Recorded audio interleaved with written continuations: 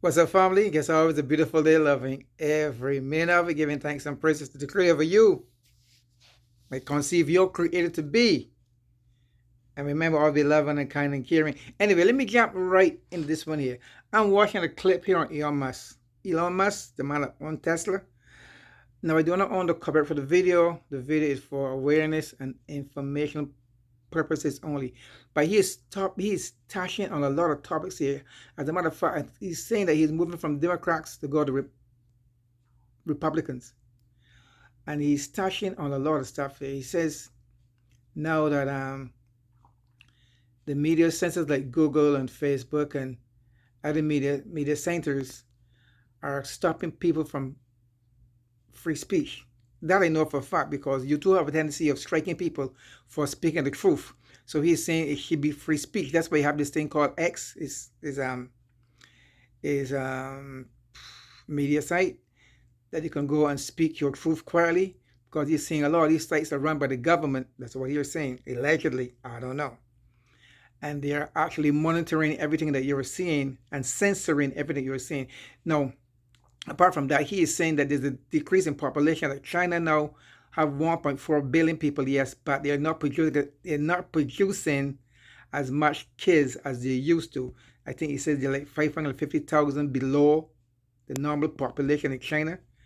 And the world population is decreasing. And if it happens and it keeps going like it's going to be very bad for the people that are living on Earth.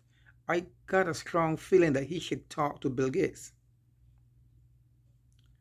I got a strong feeling that he should have a conversation with Bill Gates, because Bill Gates is the one that's saying he want to decrease the population. And he want to start with Africa because they're deployable. So they want to start decreasing the population. So if Elon Musk is saying that there's a decrease in population and it's going to affect the world eventually, I think he should have a conversation with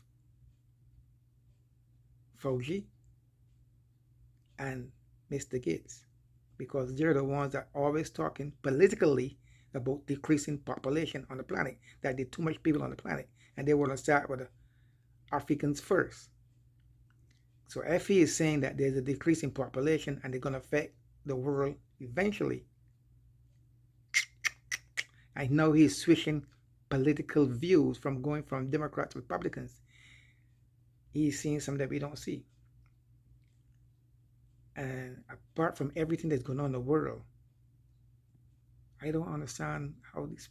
No, I don't really understand in the sense of understand, but these people, so-called powers that want to be, and I keep saying over and over again, folks, if this world is splitting into a different world where we live in peace and love and harmony, let me live on a planet that is loving and kind and caring and humble and peaceful, with no child adoption, no child molestation, no killing, no war. Let me just live. All the people that think like me, that want to live in love and peace and harmony, let me just go to the world and live like that. And let all those motherfuckers that want to live with war and killing and greed and selfishness, let them live with themselves. Let them live by themselves. Anyway, this clip here, I do not own the copyrights. I'm going to give you a few clips of it. You can watch the whole thing when you're ready, because it's like 45 minutes long. I don't do that long. As you know, I don't do that long videos now. But anyway, folks, hang on, man.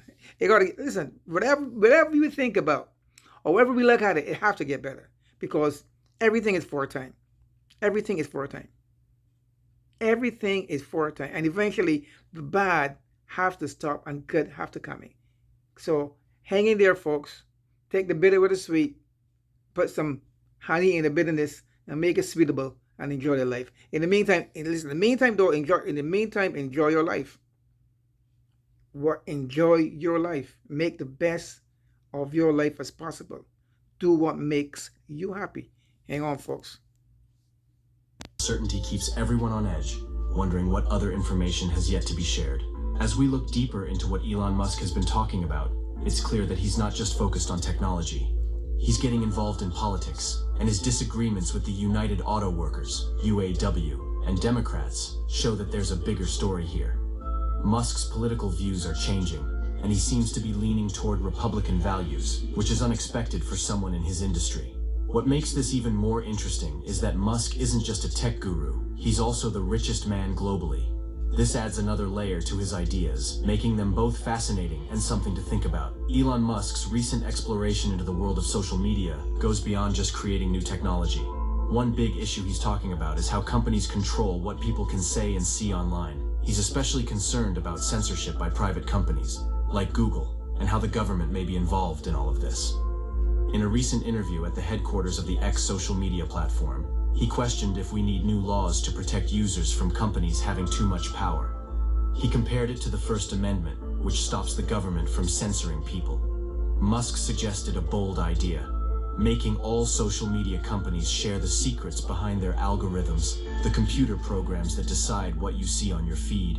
He believes this would make things clear and let everyone see if these companies are hiding or blocking certain content.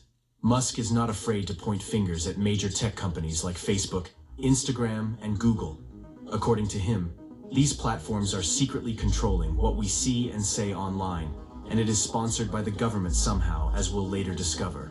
Musk's mission for transparency challenges the idea that these platforms are neutral and fair, making us rethink how we use digital spaces. Elon Musk recently made a surprising revelation about his platform, X. He went beyond just criticizing the platform and exposed a hidden form of control it has been using since 2012. Musk clarified that the term censorship may not be a perfect fit, but he revealed that before he took over, X had a code that effectively hid tweets containing specific words from a long list. This discovery shows how social media platforms can subtly influence what we see and discuss, raising ethical questions about how they moderate. Digs into the issue of social media censorship. It's not just a tech problem. It has broader implications. It highlights the tricky balance between letting users express themselves freely and giving platforms the power to control what appears on their sites. This raises concerns about how the government can and has probably been using social media to impact public discussions and democracy itself. Musk's revelations prompt us to question not only the algorithms that decide what we see, but also the very foundations of how we communicate online. Elon Musk's recent changes in his political stance are also becoming more noticeable. He used to be unclear about his political views, but now he seems to be leaning more towards Republican values. This shift isn't sudden. It's a gradual change that we can see in various places, from his speeches at events to his business announcements. It reflects Musk's evolving perspectives on the political landscape. Elon Musk and the United Auto Workers, UAW, are in a power struggle that goes beyond regular and what it could mean for companies and new inventions. Today, Musk isn't just talking about specific fights. He's also giving his opinions on how well the Biden administration is doing. He thinks they're not as efficient as they could be, especially compared to how things were under Trump. Musk's thoughts make us think about how leaders run the country and how it affects different areas of our lives. In simpler terms, Elon Musk is comparing how much work the Biden and Trump administrations got done. He thinks the Trump team, without Trump himself, was really good at getting things done. What is even more interesting is how the tech billionaire believes that the Biden administration, influenced and sponsored by certain unseen faces, is manipulating global population trends. His worry about the decreasing population is not just a warning, but a way of asking us to think deeply about the basic elements of society. In a world filled with amazing technology and big political changes, Elon Musk wants us to pay attention to something quieter, but really important.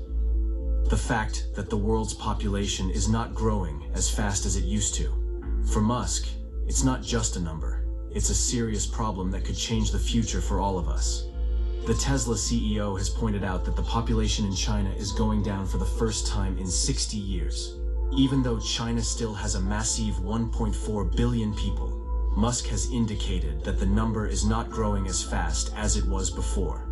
This might not seem like a big deal at first, but he believes it's a puzzle that could cause some serious problems. Today, there are 850,000 fewer people in China than before. It might not sound like a lot when you think about 1.4 billion, but there is worry about what it could mean.